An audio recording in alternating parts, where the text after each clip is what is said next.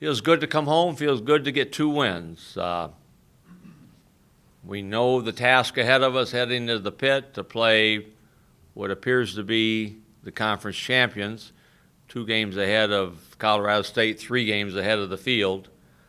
So it's going to be hard for anybody to catch New Mexico now. They broke the 27, 28, 30-game win streak of Colorado State at home, and they have found ways to win close games. So our task will be to go in and find a way to win what probably will be a close game in Albuquerque. We're hopeful that we'll have James Rahan to make the trip. Not certain on that, but we could use another able body. So we're excited about the trip. Need to find a way to go in and get a victory in the pit. We've played fairly well there over the years, and we're going to need to do that on Wednesday. Any questions? Coach, has James Rahan been able to practice anymore since asking? Rahan has not practiced at all since Vegas. He's done a little shooting on the side, but nothing other than right under the rim. Still hard for him. It was on Saturday. We didn't practice yesterday.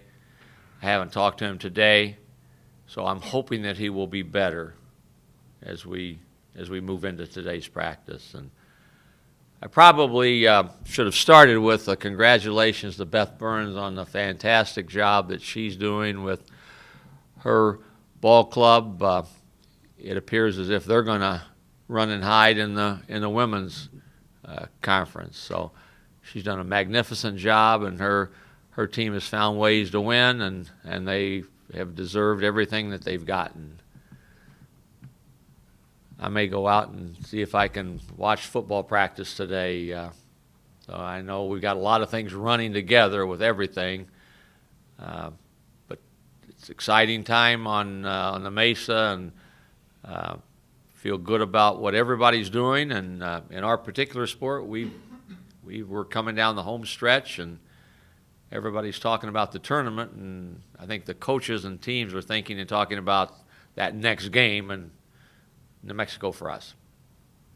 Steve, talk about the maturity level of your team. It seems to have grown. There seem to have been some good adjustments, both team-wise and personal-wise.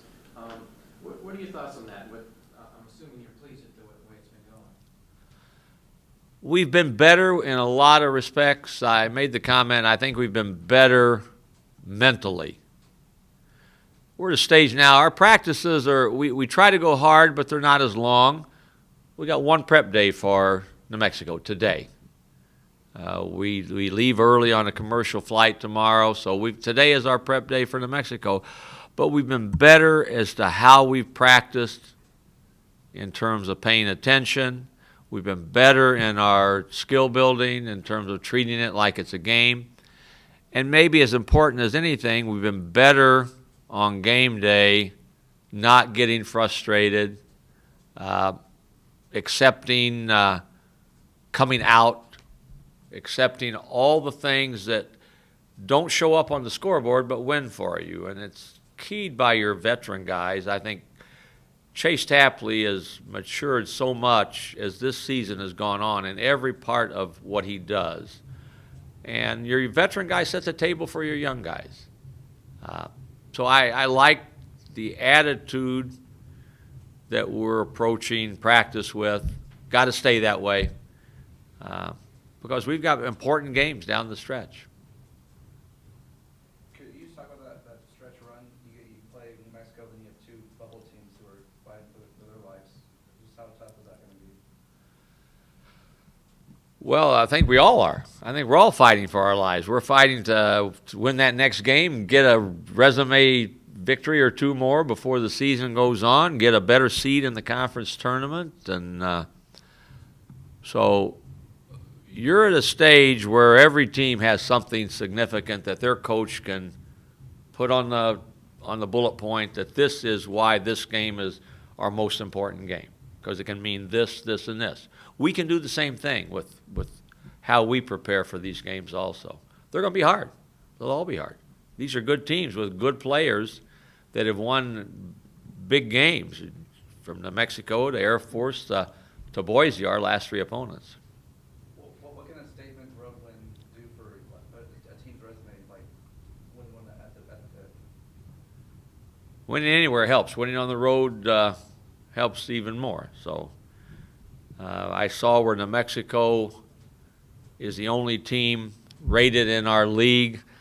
Mike May and I were talking, and I think Colorado State has been undervalued all year based on what they've done and who they've been. And I'm not a guy to carp on why don't we have more than one team rated if we're one of the top 2 or 3 RPI leagues in the country if we lose from within. Colorado State lost 2 in a row. At Vegas in a game that they could have won, and at home when you had a guy that was as good as anybody's ever been in this league in Kendall Williams. And they dropped out. But I know they're not talking about that as coaches with their team, but they're probably thinking about it. I do think that given all that, Colorado State probably still should be in there some way, somehow, based on all these other teams that are losing in other leagues and still hanging in there. Coach, getting back to Coach Burns and the success of the women's program, are you surprised they're not ranked with as much success as they've had this year? And looking at what their record is, are you surprised there hasn't been more recognition of that nationally?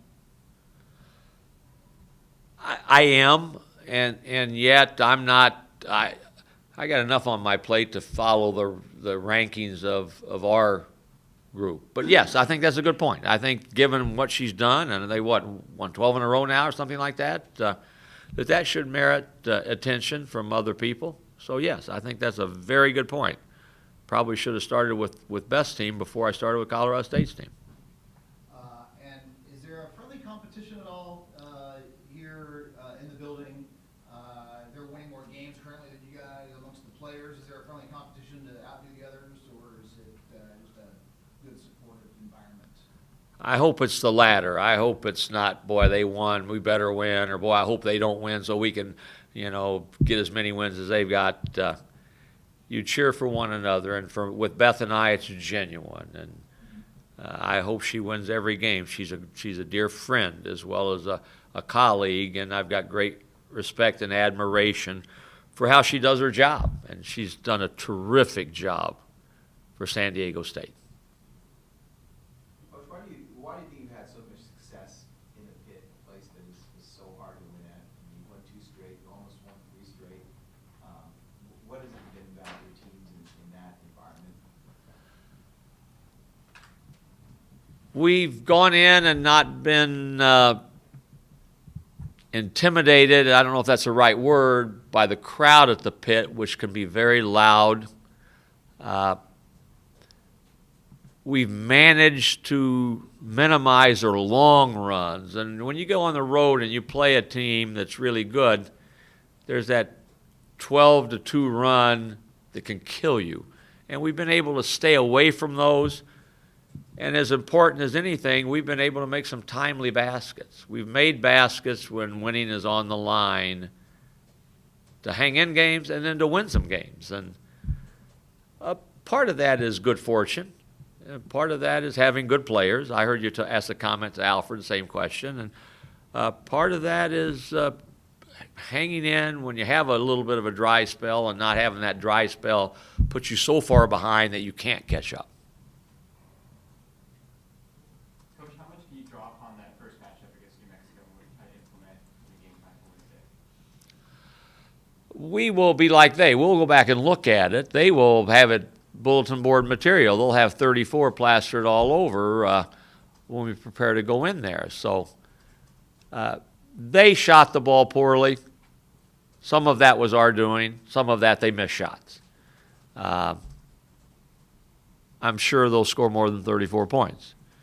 Hopefully we'll have one more than they do when it all ends. Everybody has the same game plan. You look at, okay, how does the team, how do others guard things that they do? What does it look like that's most successful doing it? How can we implement this, and what is our basic framework of how we defend. And then the same thing offensively. I mean, there are not a lot of secrets. We'll know every play they're going to run. They'll know every play we're going to run, and it'll come down to conversion baskets and second chance baskets and 2 or 3 officials' calls and that sort of thing. Have you thought about how you're going to handle the week off with the resting players? And you, Stacey, and Alfred both have been taking some days off, something they haven't done traditionally. Do you feel like that's something that you're going to look at, or? Yes. I mean, when we had our bye week last time, we took 2 days off, and maybe we need to take no days off because we didn't work on us getting ready for the next game. But you have to be smart with what you do. We play on the road, so we come back Thursday, and we play then the following Wednesday. So we'll use that hopefully with some intelligence in terms of getting guys healthy and getting them doing all the things they need to do to be ready for the next one. But we will. I haven't decided exactly when we would take off, but with no game, we'll take an extra day off. And Coach, maybe not just specifically before this next game, but I guess in general, this late in the season, how do you kind of balance, giving the players rest while at the same time giving them enough live action to be ready for the game? As I've done it a long time, and you get to this stage of the season, and your practices are not as long. I said that before. And we do a lot of specifics on the opponent coming up. So when we do that, we wear the scout team out because they're out there full time, being New Mexico. And we'll okay, first unit you go in, and then we'll bring in 3 or 4 more guys to rep a particular set or play they're going to run. So there's less actual even though we might go an hour and 40 minutes, you're standing and watching a good chunk of that as we go. So you can't run them up and down for 2.5 hours like you do in October. Nobody does that at this time of year. And then you got to say, okay, what can Xavier Thames do? He practiced last week for the first time since New Mexico. He got in live practice, which is important for him now. We got to make sure he doesn't do something to retweak the back, but X needs to do that. Where a guy like Jamal, who goes every single play in the game, or Chase, maybe they watch a little bit more than they do. So you try to do that.